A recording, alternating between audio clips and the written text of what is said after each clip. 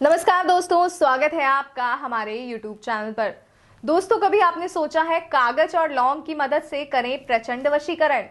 जी हाँ, आज मैं आपके लिए लाई हूँ कागज और लौंग के माध्यम से प्रचंड वशीकरण। इतना प्रचंड कि इसे एक बार करने के बाद दोबारा आपको किसी वशीकरण की आवश्यकता ही नहीं होगी। आपके वो अपने जो आपसे रूठ गए हैं, आपका परिवार जो अलग होने की कगार पर आ गया है, वो परिवार अब एकत्रित हो जाएगा, वो परिवार फिर से सिमट जाएगा। लेकिन ये तभी होगा जब आप ये वशीकरण करेंगी।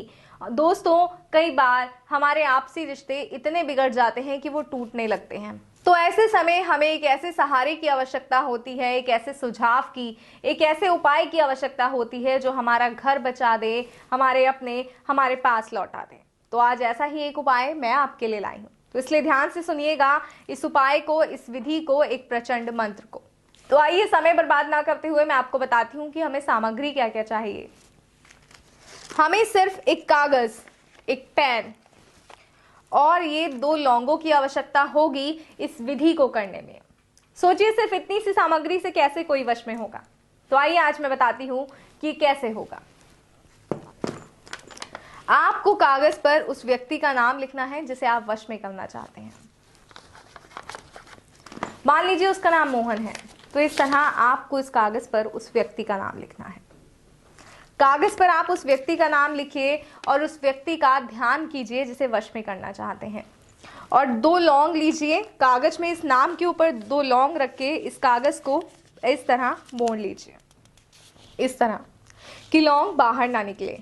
फिर इसे हाथ में ले और आपको 51 बार एक मंत्र का जाप करना है। तो आइए मैं बताती हूँ क्या है वो प्रचंड मंत्र। और वो मंत्र है ओम नमो कामाख्या देवे मम वश्यम करु करु स्वाहा। ओम नमो कामाख्या देवे मम वश्यम करु करु स्वाहा। इस मंत्र का आपको 51 बार जाप करना है और उसके बाद इस कागज को अपनी जेब में रखिए। जी हाँ, इस कागज को अपनी जेब में रखिए और उसके घर के बाहर एक चक्कर लगाइए।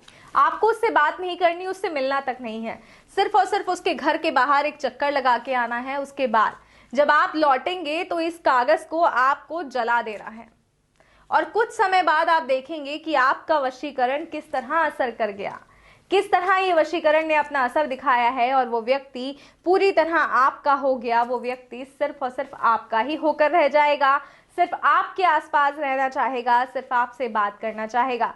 आपके परिवार के कलह सुधर जाएंगे, आपके परिवार की दशा सुधर जाएगी। जो एक दूसरे को देखकर राजी ना थे, वो एक दूसरे के बिना जीना भी गवारा ना समझेंगे।